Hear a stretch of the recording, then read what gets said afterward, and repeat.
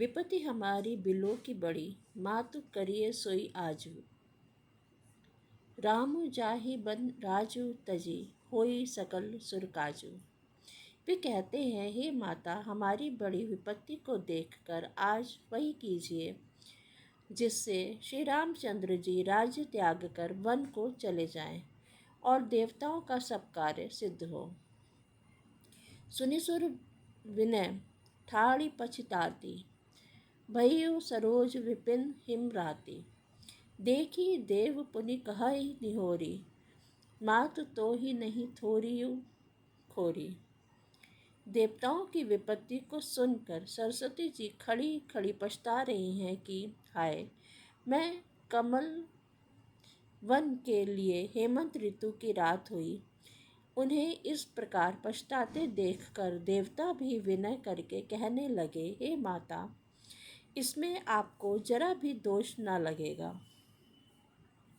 विस्मय हरेश रहित रघुराऊ, तुम जानहु सब राम प्रभाऊ।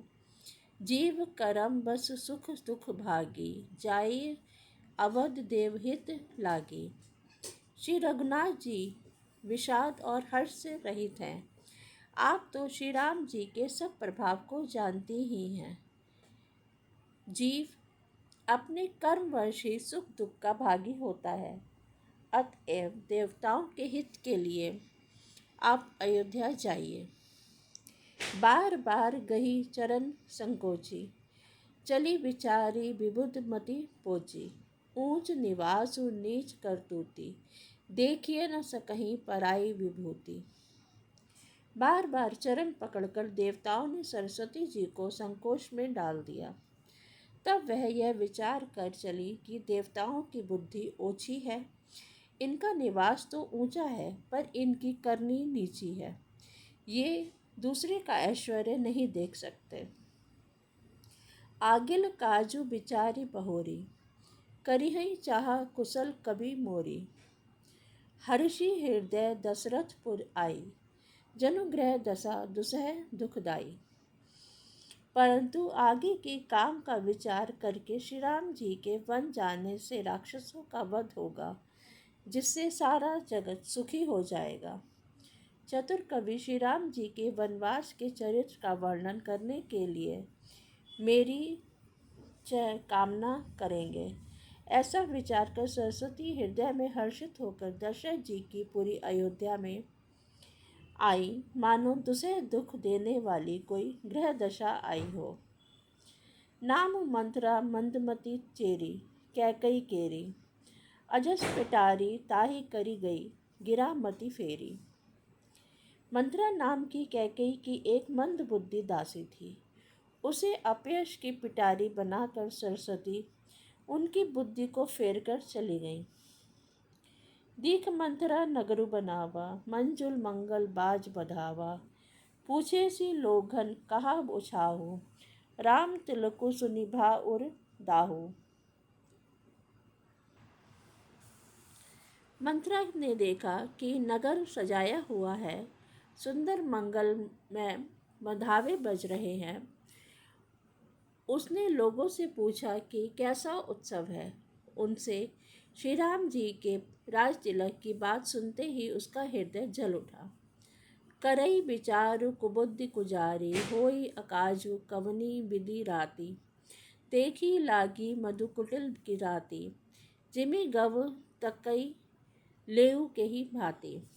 वह दुर्बुद्धि नीच जाति वाली दासी विचार करने लगी कि किस प्रकार से यह काम रात में बिगड़ जाए। ऐसा कोई कुटिल भीलनी शहद का छत्ता लगाकर देख कर घात लगाती है कि इसको किस तरह से उखाड़ लूं।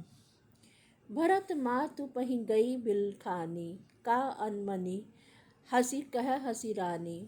उतरु देई न लेई उसासु, नारी चरित करी ढाई आंसू। वह उदास होकर भरत जी की माता कैकई के पास गई। रानी कैकई ने हंसकर कहा, तू उदास क्यों है? मंथरा कुछ उत्तर नहीं देती, केवल तीखी लंबी सांस लेती है और क्रिया चरित्र करके आंसू बहाकर रही है, ढरका रही है। हंसी कह रानी गालू बड़ तोरे, दीन लखन सिख असमन मोरे। तबो न बोल चेरी बड़ी पापिनी, चाड़ी श्वास कारी जनु सापिनी। रानी हंसकर कहने लगी कि तेरे बड़े गाल हैं, तू बहुत बढ़ बढ़कर बोलने वाली है। मेरा मन कहता है कि लक्ष्मण ने तुझे कुछ सीख दी है, दंड दिया है। तब भी वह महापापिनी दासी कुछ भी नहीं बोलती, ऐसी लंबी सांस छोड़ रही है मानो काली नागिन पुकार छोड़ रही हो। सभे रानी कह कहसी किन, कुशल राम महिपालु।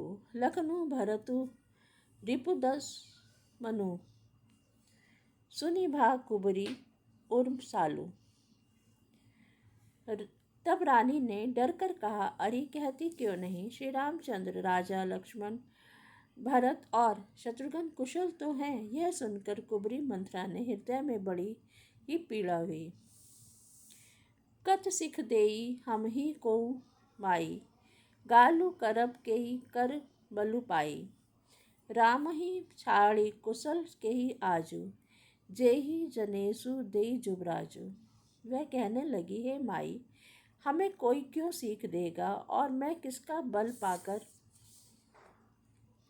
गाल करूंगी, बढ़ बढ़कर बोलूंगी। रामचंद्र को छोड़कर आज और किसकी कुशल है जिसे राजा युवराज पद दे रहे हैं।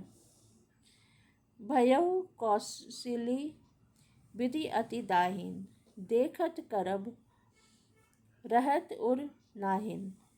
देखऊँ कस न जाई सब शोभा, जो अवलोकी मोर मनु क्षोभा।